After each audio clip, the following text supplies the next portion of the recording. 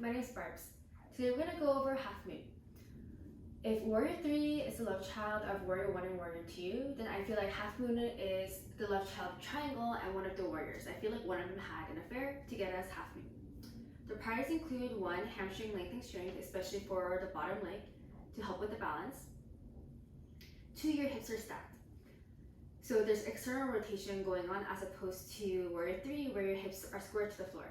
Your hips are squared to the side of the room. And the top leg is in a hip extension. Number 3, there's a side bend going on because your chest is also square to the side of the room as well with your hips. And 4, chest opening. You want your wingspan to be as broad as possible. Some of the poses and drills that can help are 1, hip airplanes.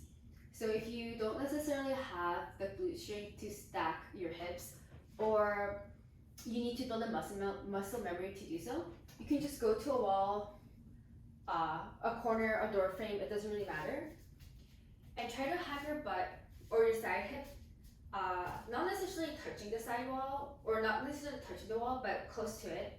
So when you hinge and you stack your hips, if you slightly feel for the wall, then you're most likely stacking your hips.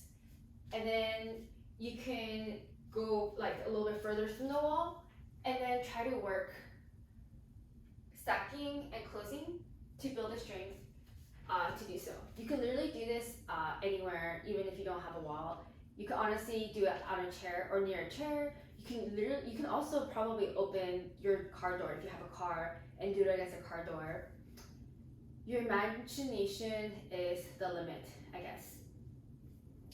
So that can help you build your muscle memory. Another one that can help you build your muscle memory is doing half moon on the floor. So from tabletop, you spin like your right leg off to the side, then come into sort of like a side plank variation. You want to stack your hips, rotate your ribcage towards the ceiling to open up your chest, lift your leg, and stack your arms. This takes out the balance in half moon as well as doing the hip airplanes. So you can sort of have a sense on what it means to have an open chest and open hips. But instead of doing it on your knee, I feel like it's more helpful to do half moon with a block.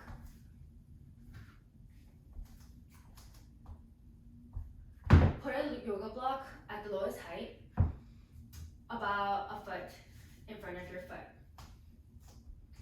You want to place your fingertips on it, then practice half moon on the yoga block. So work on maybe closing and opening up your hips.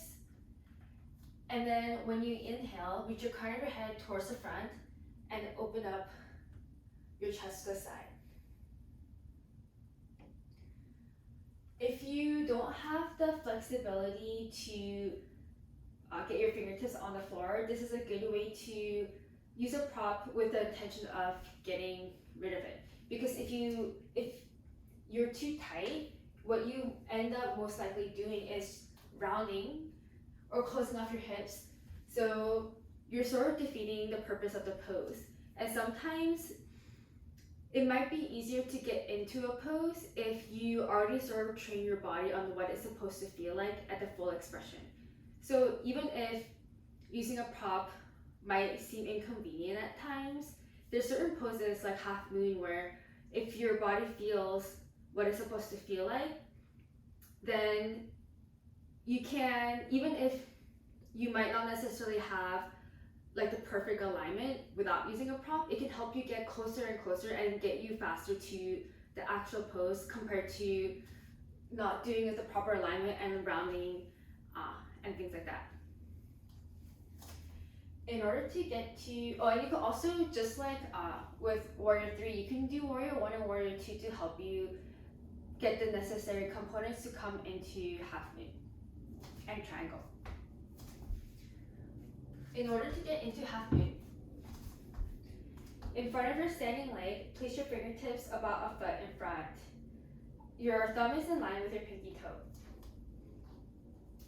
Stack your hips first and have a little micro bend in your knee.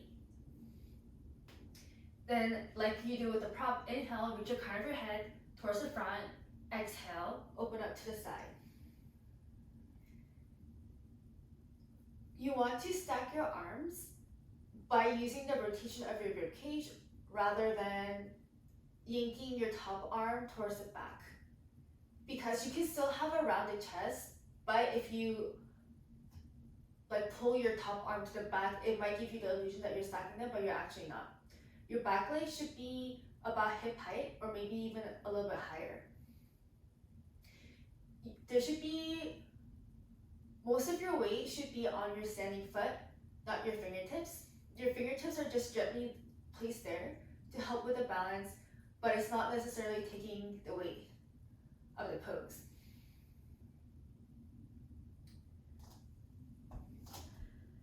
Some other things to take note is if you were to prioritize what alignment should come first, stack your hips and lift your leg first, and then work on rotating your rib cage towards the ceiling to open up your arms.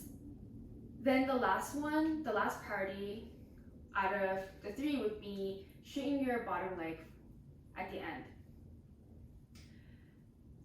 The priority of the pose, the balance, yes, there is a balance, but the hip opening and the chest opening is more important than the balance on the bottom foot. So try to work on your hips first and then your rib cage, because if you are rounding or if your hips aren't stacked, you're really losing the benefit of the pose. There's so many other poses where you balance on one leg too, so it doesn't really make a difference doing half moon compared to another pose if you're not getting the benefit of the chest opening and the hip opening.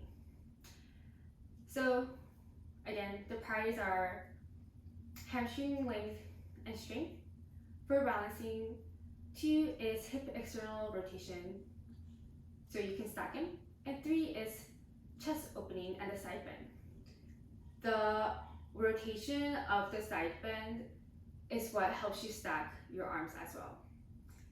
And to get deeper into the pose, whenever you inhale, like just how you got into it, reach your crown of your head towards the front to create a little bit more space. And as you exhale, rotate your ribcage towards the ceiling. Whenever you find length in your spine as you inhale, it actually can take you deeper into your side bends, twists, or back bends. So leverage the breath and take your deep ujjayi breaths to slowly work yourself into the pose. You don't have to get into pose perfectly right away. It's not a competition. Thank you for watching.